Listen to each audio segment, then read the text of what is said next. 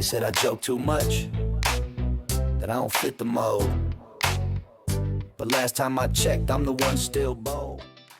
Welcome to another episode of the Heart and Hustle podcast. I'm your host, Omer Hargrove, and today we are going to really look at how to launch your business, your creative expression, or whatever kind of dream you are pursuing without losing your marriage in the process. And I feel like over the years, I've talked to a lot of people that have ideas and ambitions. Sometimes it's just out of creative expression. Other times it's out of this heart of wanting to provide another means to their family, for their family.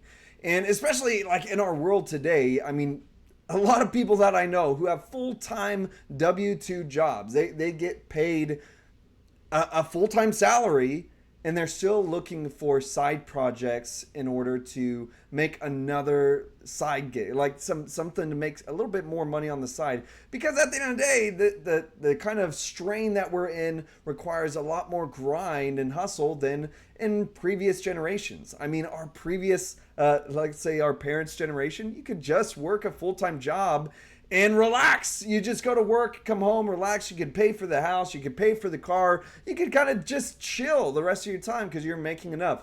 Well, that's not necessarily true today. That you have to really grind if you want things like that house or that car or even just that feeling of purpose. So whatever it is for you, that's essentially what we're getting at today. But so often as we are pursuing that, we're looking at the need to sacrifice, and oftentimes unintentionally, I've seen a lot of people sacrifice their marriages, their families, their kids, while thinking, I'm doing this for you guys. I'm doing this for you. But what we're really going to be about today is how to be successful in these ventures, the ones that don't end with a burnout or in divorce court. We're going to talk about how to have a high level of responsibility towards the life that you have right now as you are picking up this new passion project that you have in your heart. And today is about navigating this pursuit without having to sacrifice your family, without having to sacrifice your marriage, or even without having to sacrifice your peace of mind, to where you're not stressed out of your eyeballs because you are starting to walk back decisions you made at the beginning. So let's first talk about our obligation within our marriage. We're starting at this foundational point.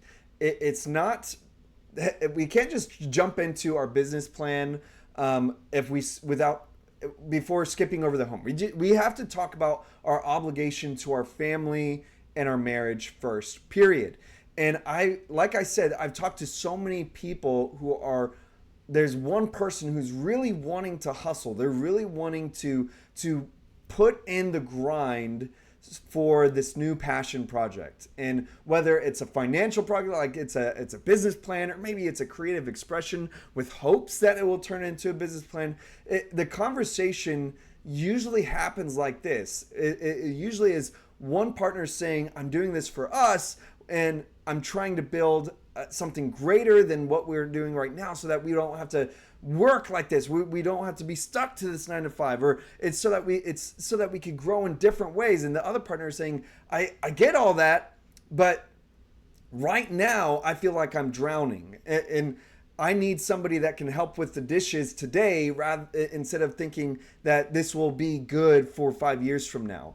And I want us to understand that there is a type of balance here. See, there is this burden that we have, yes.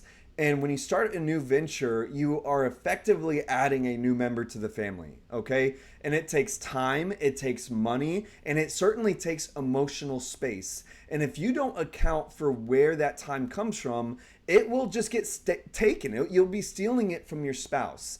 And I've seen it happen over and over where maybe you're in one person is in the garage working on this new thing. They're working on this new project. Maybe you're zoned in on your laptop in the living room. Maybe you're in your room. You're in the closet, and you feel like, well, I'm being present. I'm not, at at a different job or anything. I'm here at home, but mentally you're miles away. And meanwhile, while you're working on this project, your spouse is picking up the slack. They're having to do all the dishes. They're having to prepare all the dinner. They're having to take care of the kids. They're handling the toddler meltdowns. They're managing all of the household mental load, and they feel alone while you're pursuing your dream. And again, there is a balance that we can find here. But the golden rule is that there is going to be compromises. You're going to have to, both of y'all are going to have to make compromises, but there has to be a mutual agreement. If you have this passion, desire, rather than just voice, sometimes we think like, well, I told you about it. I told you that this is what I wanted to do. Yes, but y'all didn't work out the details. You didn't work out the details of what it's actually going to require. Your spouse may have been supportive in saying like, well, yeah, I want you to be able to pursue your dreams. Like, who wants to say like, I don't want you to pursue your dreams? No, but we have to still look at the logistical side of how this fits into our schedule. And compromises need to be clearly communicated and not assumed.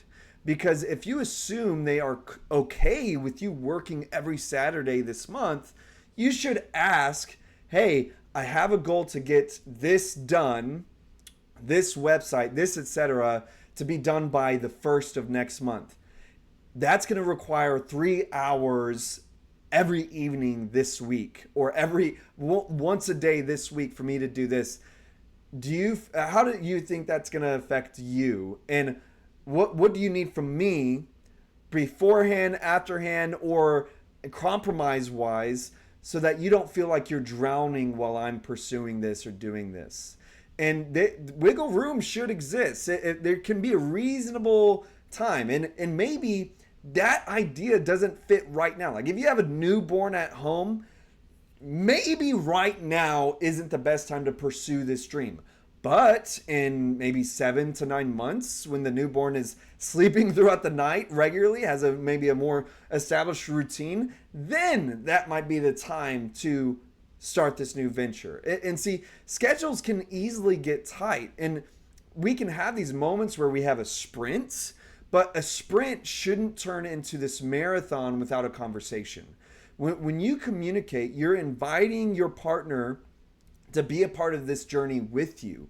And when you assume, you are making them a casualty of your dream.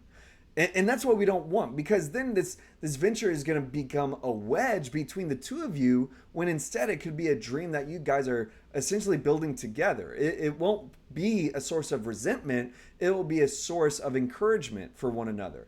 So now let's establish some of the background to the dream. Sometimes we have a notion that we want to run with, and that's great.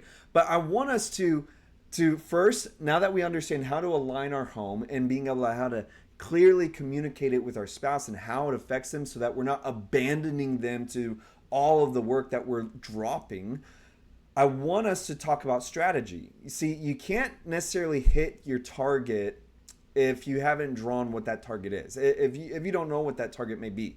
You know, sometimes we think that we think of almost a fantastical idea of only something being extremely successful, and we don't imagine what mild success could be. And so I want us to look at how to be incredibly honest with ourselves about our goals and what we're able or willing to invest. One easy way to do this is look at immediate goals and long-term goals. You want to look at what is the point of the project right now. And this can vary depending on who you are and what you're trying to do. See, is this immediate goal really for validation? Is it for people to be able to see like your art or your creative expression? Is the immediate goal financial? Do you see yourself being able to make an extra $500 a month, or maybe you're trying to fill in extra capital within each week, each month? Or is this more of a long-term legacy that you're really trying to replace your career with this path? And you need to know what the goal is, because the investment will be different for each one. And you kind of have three main resources that you're going to be working with. That is your time, your energy, and your capital or your resources. And if you have a lot of capital or you have a lot of resources, you can kind of buy back time by outsourcing certain things. But if you have no capital, you're going to have to pay in sweat equity. You're going to have to give of your time and energy. And you might think to yourself, well, we agreed upon this time and it's going to take me a lot of energy. But if say you appropriately use this time and energy, but then once you exit this space to come back to being a family man and you're so emotionally burnt out that you find yourself yelling at your kids or short with your wife, well, then we need to readjust because this is taking more emotional capacity than you initially realize. And you have to ask, what am I giving up to make this happen? And you need to recognize that it doesn't just come from imaginary places. Like emotional time, emotional capacity is drained from this. Your stress levels are going to be enhanced. Like you need to be able to anticipate all this full spectrum of what it's going to take from you and be reasonable about how you manage it. Even if it's like, is it going to take your gym time? Is it going to take your sleep? Is it going to take you Sunday afternoons? You should write these things down and look at this list and ask yourself, is this cost for this path worth the potential rewards? And if you're giving up your health or your relationship for a business that might make $500 a month, the math might be broken. You know, we have to be realistic about the trade-offs. And again, we are trying to understand this pathway of being able to keep my marriage healthy, to keep my family time healthy, especially if your kids are like, say, in high school. They're probably pretty independent. If you only have one day a week that could be family time, and you're saying, well, that's the day that I'm going to now work on this. I want you to keep in mind that generally, if your kids move out once they graduate high school to pursue college or etc., these are the last years that you're going to have your kids with you. And do you want to spend those last years of your kids being this close to you on this venture? Is it going to sacrifice that last bit of time? Or are you going to be able to look at this 5 years from now and feel satisfied with the time that you spent with your kids the last years that they were at home? Again, you're able to pursue your passion projects simultaneously, but you need to do so in a way that is reasonable for your marriage and family. It may be only being able to give 1 hour a day instead of 3 hours a day. Your family could probably sustain that 1 hour away, but they can't sustain 3 hours away. And we have to be reasonable about what we're willing to put into this. And on that note, when it comes to different goals, you want to understand what am I really trying to get here? And say there is potential for you to have immediate financial increase. For example, say you have a service that you're able to provide and you're able to make practical money right now. Well, you could probably justify pursuing that and giving more time and energy if it's going to quickly replace financial grace, if you know what I'm saying. But with that idea, let's kind of move into having a financial guardrail. I want us to get really practical when it comes to this idea of pursuing this passion project in terms of money. And this is where most people get into trouble because there is a leap and there's sometimes a belief that a net will be there. And I want you to and what I'm getting at is that there's sometimes where people feel passionate and confident in this project and they believe this will provide, and they quit their jobs prematurely. They believe that I'm jumping into the unknown, but there's this net here that's going to catch me. Well, I want us to just check the net first, because unless you are single with zero dependents and no debt, you probably shouldn't quit your day job before the venture actually pays you, because desperate people will make desperate business decisions. And if you need a sale to pay you rent, you will come across a lot more desperate, salesy, pushy and you'll take more shortcuts, and you'll be so much more emotionally stressed out towards your family as you are starting to almost walk back your decisions. If your goal is to go full time, you need a plan that is agreeable to your spouse. And it might look something like having first a runway. Do we have 6 to 12 months of expenses in in a liquid savings account? Like if we have a bad month, will our savings be able to pay the difference? You want to be able to have proof of concept. Has this business actually made money yet? And I'm not talking about like I made $20. Like, has this been able to pay a bill? That's what we want to look at. Like, has this paid my electricity bill yet? Has this paid my rent yet? And that's what we want as a proof of concept, to where we can see consistency, to where we can mathematically see a threshold to where I've made, on my spare time, I've replaced this bill with this venture. If I give more time, I can reasonably and confidently say that I'll be able to provide more means through giving more time and energy. And we want to be able to see what is a specific dollar amount this business needs to make consistently for maybe like 3 months before I hand in my 2 weeks notice. And when you have numbers like this, this hustle becomes more of a strategy, and it lowers the temperature in your home, your family unit, because your spouse can feel safe knowing that there's an actual net here. And finally, I want us to talk about your energy output, your overarching goals and how they can change. And you need to be okay with how they change. So first, I want us to talk about this idea of building our soul. This is kind of like your phase one, this creative focus. And if your immediate goal is to build an audience through creative expression, maybe like a podcast like this, or a crafts, designs, etc., then that is your long-term goal is sales, right? In this phase, you're not necessarily obsessing over the money.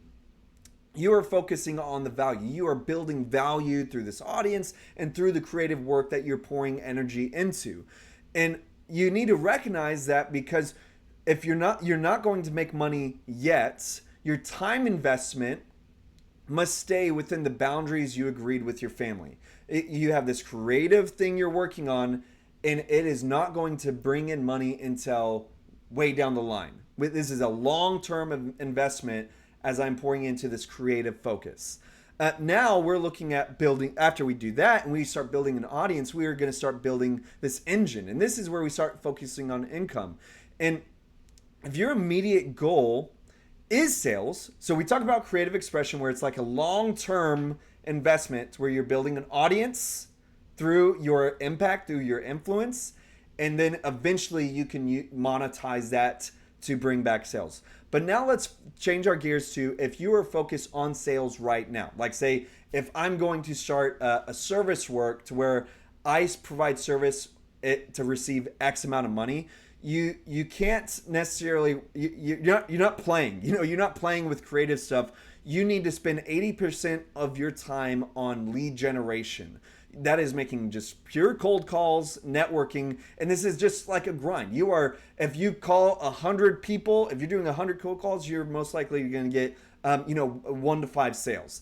And the beauty of this part is that once you start a steady pipeline of flowing service and money flowing into this work, you can start to subtract time from this grind and move it back towards creative expression, to where you're able to almost build out your grace. You're able to build out your ability to feel peace of mind because you have money flowing in, and you can use that money to buy back your time for, say, other passion projects or creative expression. At the end of the day, the vision of everything that we're talking about is building sustainable happiness. I want you to leave this podcast episode with this image. Imagine it's 5 years from now and your business is successful. Your passion project is going well and it is known. And you've got a little bit of income, you've gotten some influence, and now it is making it's working in this strategy to where you're seeing actual profit and income to where it feels very hopeful and confident. And now you look around at the room in this future, and you actually see the people that's standing with you. You see your marriage healthy and strong. You see your kids out, close to you. And if you've reached this top of the mountain, but you've lost your spouse or you lost your kids don't know you, or your happiness feels dependent on your bank balance, you're not really winning. You just traded one type of stress for a much lonelier type of stress. And to understand that we want to be able to pursue this project in a healthy way. You can be the person who has an intense ambition while also being a person who is deeply devoted to their family. It just takes intentionality and a little bit of planning and preparation. It takes talking when you'd rather be working, and it takes planning when you'd rather be dreaming. But at the end of the day, if you hustle hard and communicate well with your spouse, you can keep your heart anchored at home while still going after your dreams. So all that to say, I hope that this helped you today. I hope that I made a difference in what you might be pursuing. Can you do me a favor? Can you leave a rating and review for this podcast? Maybe share it with somebody that share it online. But until next time, have a great life. Then tell me why you still watch every move I take. You call me phony, nah, I'm just free. And if you still doubt me, go by my